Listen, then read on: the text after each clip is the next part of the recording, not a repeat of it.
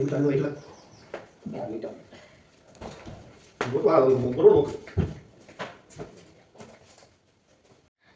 Friends, ഇന്ന് ഞാൻ നിങ്ങൾക്ക് മുന്നിലേക്ക് വന്നിരിക്കുന്നത് ഒരു ക്ലീൻ വീഡിയോ ആയിട്ടാണ്.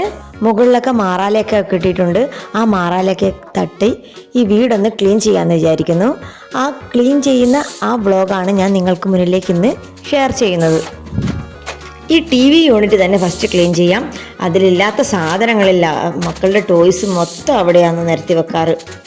എല്ലാം തട്ടി താഴെ എടുത്ത് ഇട്ടിട്ട് വേണം. അവിടെയൊക്കെ പൊടിയാണ്. എത്ര തട്ടിയാലും പൊടിയൊന്നും പോകത്തില്ല. ഇന്ന് തട്ടിയാൽ നാളത്തേക്ക് വീണ്ടും പൊടിയുണ്ടാവും. റോഡിൽ നിന്ന് വണ്ടി പോകുമ്പോൾ പൊടി ഇങ്ങ് പാറി വരുന്നത് കൊണ്ട് തന്നെ ഞാൻ ഡോറ് മിക്കപ്പോഴും അടച്ചിടാറ് തന്നെയാണ് പതിവ്. എന്നിട്ട് ഇതെങ്ങനെ പൊടി വരുന്നതെന്ന് അറിയില്ല. മാറാലയാണെങ്കിൽ ഇന്ന് തട്ടിയാൽ നാളെ രാവിലത്തേക്ക് തന്നെ വീണ്ടും കിട്ടിക്കാണും. എട്ടുകാലി വല കെട്ടുമ്പോഴേ അതിനെ നശിപ്പിക്കാറുണ്ട്. എന്നിട്ട് മാറാല കെട്ടുന്നുണ്ട്. ഇതിനൊക്കെ എന്ത് പോംവഴിയാ ഉള്ളത്? ഇടയ്ക്കിടയ്ക്ക് ചീറ്റുന്ന ഒച്ച കേൾക്കുന്നത്. അത് കുക്കറിൽ വൻപയർ തോരൻ വെക്കാൻ വെച്ചിട്ടുണ്ട്. കുതിർക്കാൻ വെക്കാതെയാണ് ഞാൻ തോരൻ വെക്കാൻ കുക്കറിലിട്ടത്. അതുകൊണ്ട് തന്നെ ഒരു 10-15 വിസിലങ്ങ് പഠിച്ചാലേ അത് വേവത്തുള്ളൂ. കുക്കിംഗ് നമുക്ക് പെട്ടെന്ന് തീർക്കാൻ പറ്റും. പക്ഷേ ക്ലീനിങ് തുടങ്ങിയാൽ പിന്നെ മൊത്തം ചെയ്ത് തീർക്കാണ്ട് നമുക്ക് ഒരു പണി എടുക്കാൻ പറ്റില്ല. ആഴ്ചയിൽ ഒരു വട്ടമെങ്കിലും നമ്മൾ ഇതുപോലെ മാറാലയൊക്കെ തട്ടി ക്ലീൻ ചെയ്യുവാണെങ്കിൽ വലിയ പണി ഉണ്ടാവില്ല. നല്ല പൊടിയായത് കൊണ്ടാണ് ഞാൻ തൂവാല കൊണ്ട് മുഖം മറച്ച് കെട്ടിയേക്കുന്നത്. അല്ലെങ്കിൽ പണി കഴിയുമ്പോഴേക്ക് നല്ല തുമ്മലും ജലദോഷവും വരും. പിന്നെ തൊണ്ടവേദന എനിക്ക് ഫസ്റ്റ് വരുക. TV യൂണിറ്റ് ഓരോ കളങ്കളം പോലെ ആയതുകൊണ്ട് അതിൻ്റെ ഉള്ളിലായിട്ട് ചുക്ലി വല കിട്ടുന്നുണ്ട്. അത് ഓരോന്നും മാറ്റിയിട്ട് വേണം അവിടെ ക്ലീൻ ചെയ്യാൻ. TV യൂണിറ്റ് അങ്ങനെ ക്ലീൻ ആക്കിയിട്ടുണ്ട്. ക്ലീനിങ് ഇച്ചിരി മെനക്കേടുള്ള പണിയാണെങ്കിലും എനിക്കിഷ്ടമാണ് അത് ചെയ്യാൻ. ഇനി ഹാളിലെ മറ്റു ഭാഗങ്ങളും വേഗം തന്നെ ക്ലീൻ ആക്കി എടുക്കണം.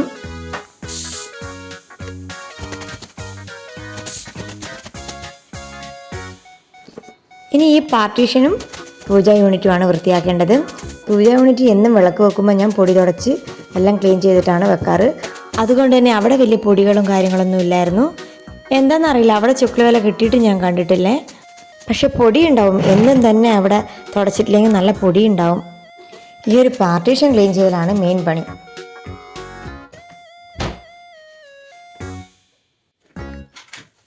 ഭക്ഷണം കഴിക്കുമ്പോൾ അതറോ ടേബിളിൻ്റെ മുകളിലായിട്ടാണ് ഉണ്ടാവുക. അവൻ ആ ടേബിളിൻ്റെ മുകളിൽ നിന്ന് കളിക്കുക ചെയ്യാം. പിന്നെ ഗ്ലാസ് വെക്കുന്ന ആ സ്റ്റാൻഡ് മൊത്തം അവൻ ഒരു കയ്യിലാക്കും. എന്നിട്ടോ കളിക്കുക ചെയ്യാം. അപ്പോൾ അവിടെ അവർ ഭക്ഷണം കഴിച്ച് കഴിഞ്ഞാൽ ഒരു ക്ലീനിങ് ഒരു വലിയൊരു ചടങ്ങാണ്. വാരി കഴിക്കുവാണെങ്കിൽ അങ്ങനെ വേറത്തൊന്നുമില്ല. പക്ഷെ ഒറ്റക്ക് കഴിക്കുവാണെങ്കിൽ ടേബിൾ നിറച്ച് മരച്ച് വെച്ചിട്ടുണ്ടാവും. നിലത്താണെങ്കിൽ പൂ പോലെ വിതറിയിട്ടുണ്ടാവും ചോറൊക്കെ. കഴിക്കാനെടുത്ത ചോറിൻ്റെ പകുതി അവൻ കളയും. അതുകൊണ്ട് ഞാൻ എന്നും അവൻ ഒരു തവി ചോറാ കഴിക്കേണ്ടതെങ്കിൽ 2 തവി ചോറ് കൊടുക്കും. അപ്പോൾ പകുതി കളഞ്ഞാലും പകുതി കഴിക്കുമല്ലോ. ഇങ്ങനെ എത്ര അടവുകൾ പയറ്റിയാലാണ് അവരൊന്ന് കഴിച്ചെടുക്കുക. അതുകൊണ്ട് തന്നെ ക്ലീനിങ് നമുക്ക് ഒരിക്കലും തീരാത്ത പണിയാണ്. അവർ പോയി കഴിഞ്ഞാലേ ഞാൻ രാവിലത്തെ ക്ലീനിങ് പരിപാടി തുടങ്ങാറുള്ളൂ. രാവിലെ എല്ലാ വീടുകളിലും അങ്ങനെ തന്നെ ആയിരിക്കുമല്ലോ.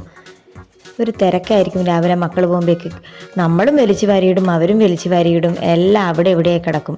അവർ പോയി കഴിയുമ്പോൾ നമ്മളെല്ലാം ഓർഡറാക്കി വൃത്തിയാക്കി വെക്കും. അതർവ് അംഗൻവാടി വിട്ട് വന്ന പാടെ എന്നാ ചെയ്യാന്നറിയോ? അവൻ്റെ ടോയ്സ്, ആ TV യൂണിറ്റിലെ ടോയ്സ് എല്ലാം വലിച്ചു നിരത്തി ആ സോഫയിലേക്ക് കൊണ്ടിടും, കളിക്കും. എല്ലാം പിന്നെ ഏറായിരിക്കും. പിന്നെ ആരൂട്ടനും കൂടെ വന്നു കഴിഞ്ഞാൽ പിന്നെ ഈ വീട് പഴയപടിയാവും. കർക്കിടകമല്ലേ വരുന്നത്. അതുകൊണ്ടാണ് എല്ലാ മുക്കും മൂലയും പൊടി തട്ടി കുടഞ്ഞ് എല്ലാം ഡീപ്പ് ക്ലീൻ ആക്കി ചെയ്യുന്നത് കേട്ടോ. ഈ കോർട്ട്യാർഡിനുള്ളിലെ കുരുടീസ് കാണാൻ നല്ല ഭംഗിയാണെങ്കിലും അതിനുള്ളിലെല്ലാം എട്ടുകാലി വല കെട്ടിയാൽ വൃത്തിയാക്കാൻ കുറച്ച് പാടാണ് കേട്ടോ. ഓരോ ഹോളിൻ്റെ ഉള്ളിലേക്കും വേറെ വല്ലതും തുണിയെങ്ങാനും ഇട്ടിട്ട് നമുക്ക് ക്ലീൻ ചെയ്യേണ്ടി വരും.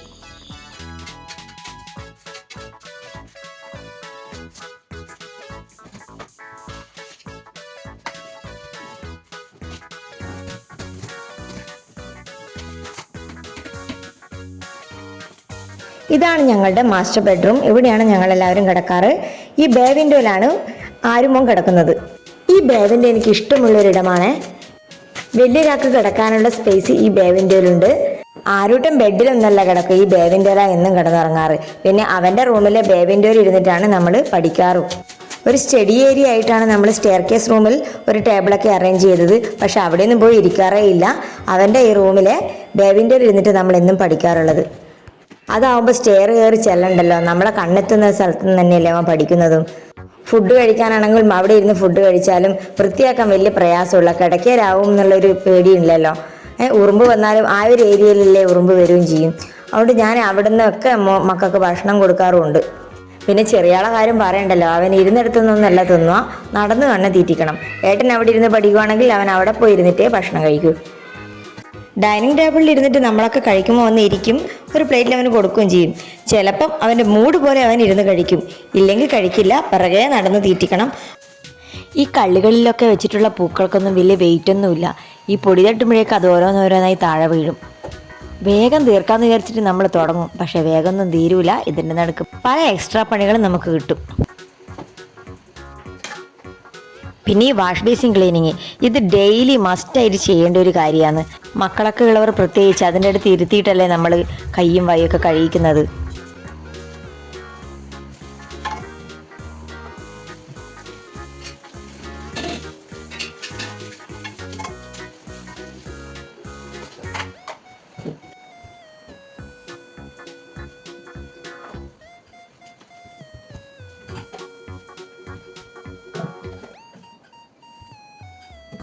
ക്ലീനിങ് തുടങ്ങുമ്പോൾ അവിടെ ഒന്നും വൃത്തിയാക്കണ്ടെന്ന് വിചാരിക്കുന്ന ഏരിയയൊക്കെ പിന്നെ നമ്മൾ വൃത്തിയാക്കി തുടങ്ങിക്കഴിഞ്ഞാൽ എല്ലാം അങ്ങ് ക്ലീൻ ചെയ്തിട്ടേ പോവും.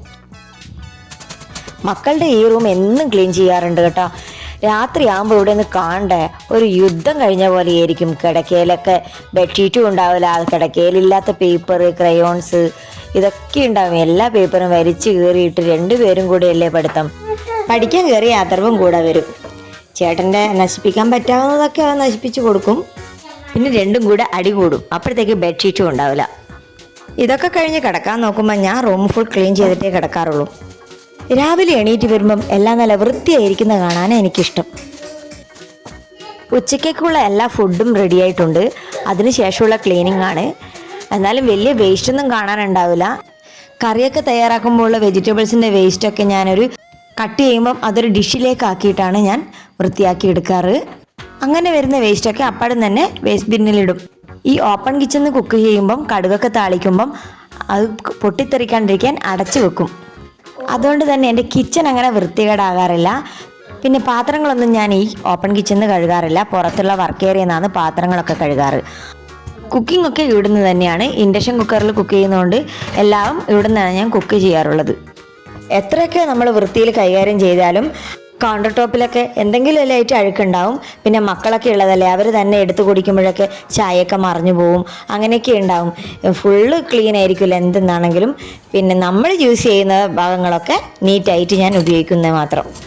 ഇവിടുന്ന് പാത്രമൊന്നും കഴുകാറില്ല, കുക്ക് ചെയ്യാനുള്ള വെള്ളം മാത്രമേ ഞാൻ ഇവിടുന്ന് എടുക്കാറുള്ളൂ. ക്ലീൻ ചെയ്യുമ്പം എല്ലാം മൊത്തത്തിൽ അങ്ങ് ക്ലീൻ ചെയ്യാറുണ്ട്. പലരും എന്നോട് ചോദിച്ചിട്ടുണ്ട്, ഈ ഓപ്പൺ കിച്ചണിൽ ഇങ്ങനെ ഒരു സിങ്കിൻ്റെ ആവശ്യമുണ്ടോ എന്ന്. നമ്മൾ ഇവിടുന്ന് കുക്ക് ചെയ്യുമ്പോൾ പുറത്തെ അടുക്കളയിൽ പോയിട്ട് നമ്മൾ വെള്ളം എടുത്തിട്ടിങ്ങ് വരേണ്ടത്. പെട്ടെന്ന് നമുക്കൊരു കാര്യം ചെയ്യണമെങ്കിൽ അവിടെ തന്നെ ഒരു പൈപ്പ് വേണം. കഴുകിക്കഴിഞ്ഞാൽ പിന്നെ ഞാൻ തുണി കൊണ്ട് നല്ലപോലെ തുടച്ചിടും, പിന്നെ ആറിയ തുണി കൊണ്ടും തുടച്ചിടും. എന്നിട്ട് അല്ലെങ്കിൽ വെള്ളത്തിൻ്റെ ഒരു പാട് നമുക്ക് ആ വാഷ് ബേസിലൊക്കെ കാണൂലേ. ഇവിടെ കുഴൽക്കിണറിലെ വെള്ളമാണ് നമ്മൾ ഉപയോഗിക്കാറുള്ളത്. കിണറും ഉണ്ട്, കുഴൽക്കിണറും ഉണ്ട്. ഒന്നരാടം വെച്ചിട്ട് കുഴൽക്കിണറിലെ വെള്ളവും കിണറിലെ വെള്ളവുമാണ് നമ്മൾ ഉപയോഗിക്കുന്നത്. അപ്പോൾ കുഴൽക്കിണറിലെ വെള്ളം ഉപയോഗിക്കുമ്പം ഈ പൈപ്പിലൊക്കെ കലകൾ വീഴും. അതുകൊണ്ട് എന്ന് നമ്മൾ വാഷ് ചെയ്ത് കഴിഞ്ഞതിന് ശേഷം അത് തുണി വെച്ച് തുടച്ചിടുവാണെങ്കിൽ അതിൽ കറ പിടിക്കില്ല. പിന്നെ ഈ കിച്ചണിൽ ഇപ്പം കുക്ക് ചെയ്യാറില്ല, ഉപയോഗിക്കാറില്ല എന്ന് വെച്ചാൽ എല്ലാ കുക്ക് ചെയ്തതൊക്കെ ഞാൻ ആ അടുപ്പിൻ്റെ തണയിൽ കൊണ്ട് വെക്കുക ചെയ്യാറ്.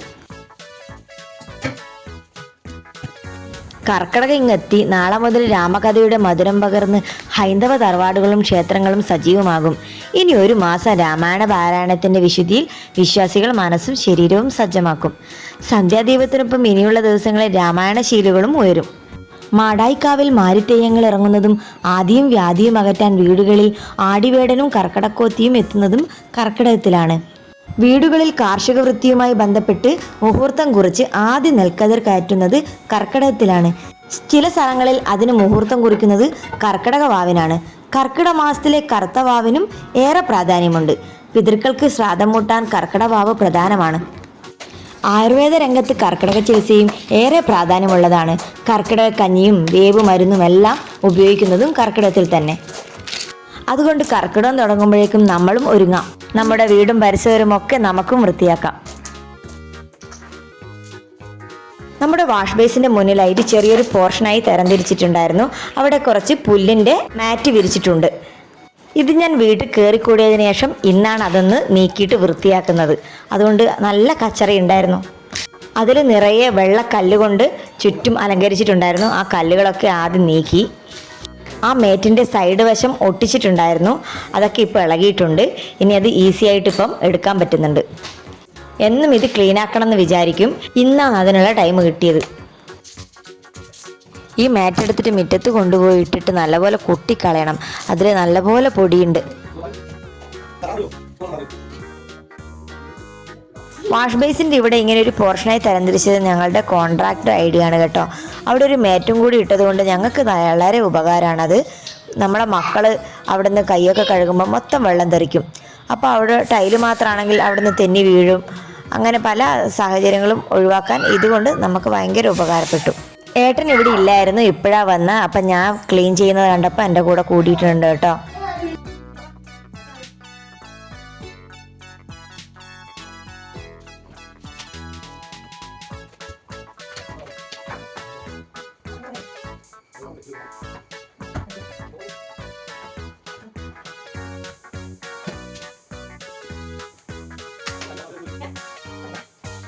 പൊടിയൊക്കെ തട്ടിയിട്ടപ്പം കിടക്കയിലൊക്കെ പൊടിയായിട്ടുണ്ടാകും. അതുകൊണ്ട് ബെഡ്ഷീറ്റും പില്ലോ കവറൊക്കെ മാറ്റണം. എൻ്റെ ഈ ബെഡ്ഷീറ്റ് ഫ്ലിപ്കാർട്ടിൽ നിന്ന് വാങ്ങിയതാണ്. നല്ല ബെഡ്ഷീറ്റാണ്, നല്ല ക്വാളിറ്റി സാധനമാണ്. അതിൻ്റെ പില്ലോ കവറാണെങ്കിൽ പറയേണ്ട, അതിന് നല്ലൊരു കോട്ടിങ്ങും കൂടിയുണ്ട്. അതുകൊണ്ട് തലാണയിൽ നമ്മൾ തല വെച്ച് കിടക്കുമ്പോഴുള്ള എണ്ണമെഴുക്ക് പെട്ടെന്ന് ആ തലാണയിലേക്ക് പിടിക്കൂല. വില വളരെ കുറവാണ് ആ ബെഡ്ഷീറ്റിന്. പില്ലോ കവറിനൊക്കെ സിബാണ് വരുന്നത്.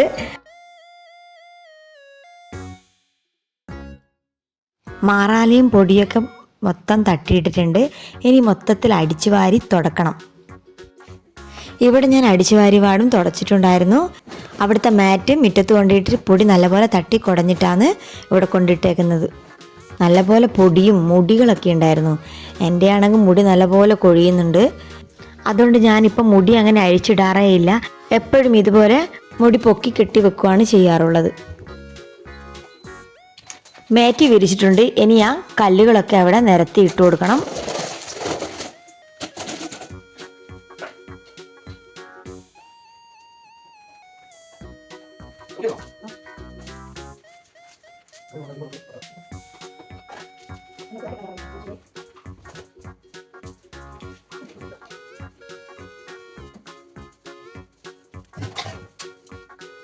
കോർട്ട്യാർഡിനുള്ളിലെ മാറ്റും മാറ്റിയിട്ടുണ്ട്. അതിൻ്റെ ഉള്ളിലുള്ള ടൈലുകൾ വ്യത്യസ്തമാണ്. ബാക്കി വന്ന പീസാണ് അവിടെ ഇട്ടേക്കുന്നത്.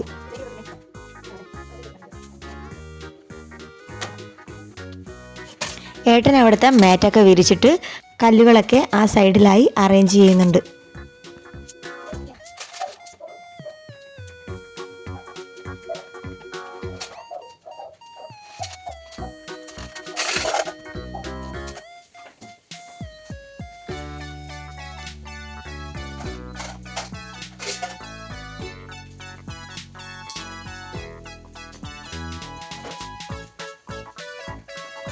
ഇവിടെ 3 ടൈലിൻ്റെ കഷ്ണം ഇങ്ങനെ കൊടുത്തിട്ടുണ്ട്.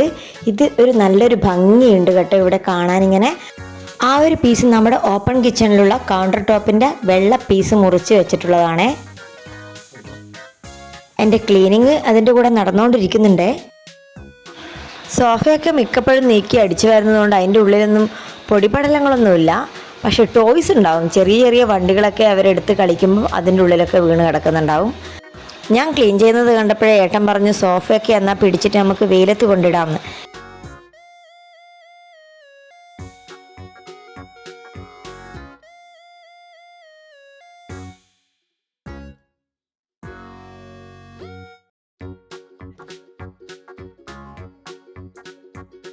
അകത്തുനിന്ന് സോഫ അങ്ങോട്ടും ഇങ്ങോട്ടും വലിക്കാനല്ലാതെ ഞങ്ങൾ പെണ്ണുങ്ങൾക്ക് ഇതൊന്നും പൊന്തൊന്നുമില്ലല്ലോ.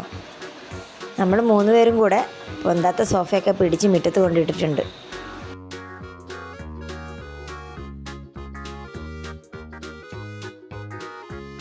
മക്കളെന്നും ടി വി കാണുമ്പോൾ സോഫയിലൂടെ ചാടി മറിഞ്ഞിട്ട് ടി വി കാണും. അവിടെ ഇരുന്നിട്ട് ചായയൊക്കെ കുടിക്കുക. അപ്പോൾ ആ ഭിത്തിയിലൊക്കെ തൊട്ടിട്ട് അവിടെയൊക്കെ കലയൊക്കെ ആയിട്ടുണ്ട്. അതൊക്കെ ഒന്ന് നനച്ച തുണി കൊണ്ട് വെച്ച് തുടച്ചാൽ കുറച്ചൊക്കെ ക്ലീനായി കിട്ടും. സോഫയൊന്ന് നനഞ്ഞ തുണി കൊണ്ട് തുടച്ചിട്ട് വെയിലത്തുനിന്ന് ഉണങ്ങിക്കോളുമല്ലോ, നല്ലപോലെ ഒന്ന് തുടച്ചിടണം. സോഫയൊക്കെ എടുത്ത് മാറ്റിയപ്പോൾ ഹാളിൽ നല്ല സ്പേസ് കാണാനുണ്ട്. ഇപ്പം ക്ലീൻ ചെയ്യാൻ നല്ല എളുപ്പമുണ്ട്, യാതൊരു തടസ്സമില്ലല്ലോ. ഹാളിലെ സോഫകളൊക്കെ പോയതുകൊണ്ട് പെട്ടെന്ന് അടിച്ചുവാരി എടുക്കാൻ പറ്റും.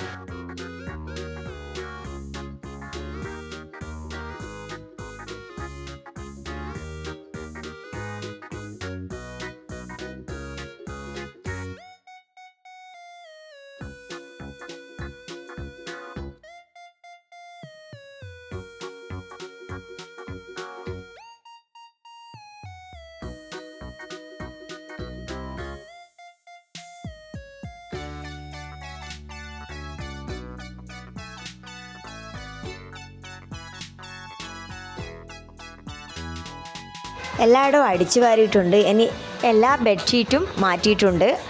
ആ ബെഡ്ഷീറ്റൊക്കെ ഒന്ന് അലക്കാനിടണം. എല്ലാ തുണികളും ഞാൻ മെഷീനിലെല്ലാം ഇടൽ. ആരൂട്ടൻ്റെ തുണിയൊക്കെ നല്ല അഴുക്കുണ്ടാകും യൂണിഫോമിലൊക്കെ, അതൊക്കെ കല്ലിലിട്ട് കഴുകും. പിന്നെ ചവിട്ടിയൊക്കെ ഉണ്ടല്ലോ, എല്ലാം മാറ്റിയിട്ടുണ്ട്, അതെല്ലാം ഇനി കല്ലിലിട്ട് കഴുകണം. തുണി അവിടെ നിന്ന് അലക്കുമ്പോഴേക്കും പോയി ഭക്ഷണം കഴിക്കണം. ഭക്ഷണം കഴിച്ചിട്ട് വേണം തുടക്കാൻ. ഭക്ഷണമൊക്കെ കഴിച്ചിട്ട് ഞാൻ തുടക്കാൻ തുടങ്ങിയപ്പോഴേക്കും ഏട്ടൻ അഥർവിനെയും കൂട്ടിയിട്ട് വന്നു. അഥർവ് വന്ന് കുറച്ച് കഴിയുമ്പോഴേക്കും ആരൂട്ടനും എത്തിയിട്ടുണ്ട്.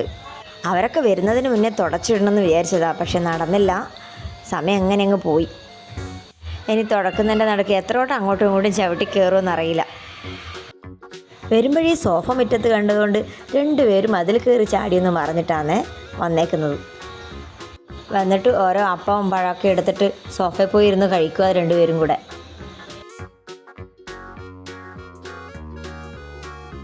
കണ്ടോ ഞാൻ പറഞ്ഞത് എങ്ങനെയുണ്ട്? തുടക്കുന്നുണ്ട് നടുക്ക് എത്ര തവണ ആദരവ് അങ്ങോട്ടും ഇങ്ങോട്ടും പോന്നേ.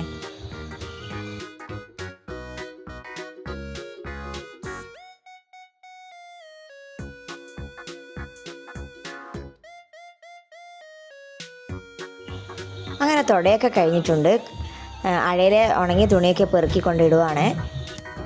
എന്നിട്ട് വേണം വാഷിംഗ് മെഷീനിലെ തുണിയൊക്കെ അവിടെ വിരിച്ചിടാൻ.